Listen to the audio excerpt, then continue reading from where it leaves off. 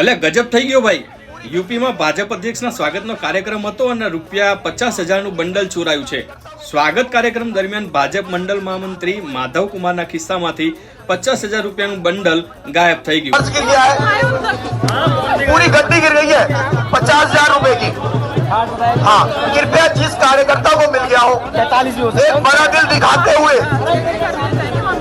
कृपया एक बार हमारे मंडल के महामंत्री को पकड़ा देंगे.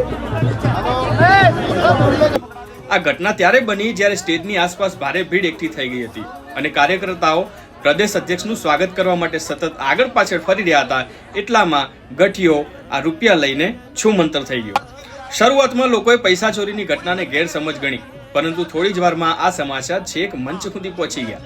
પૈસા ચોરાવાના સમાચારથી સ્ટેજ પર બેઠેલા બધા નેતાઓની ચિંતા વધી ગઈ કે આપણા ખિસ્સામાંથી તો કંઈ નથી ગયું ને. વધુ વણસી રહેલી પરિસ્થિતિને જોતા ભાજપ કિસાન મોરચાના મહાનગર અધ્યક્ષ પંકજ ભારદ્વાજે પોતે જ માઇક સંભાળ્યું અને સ્ટેજ ઉપરથી લોકોને સંબોધિત કરવાનું શરૂ કર્યું.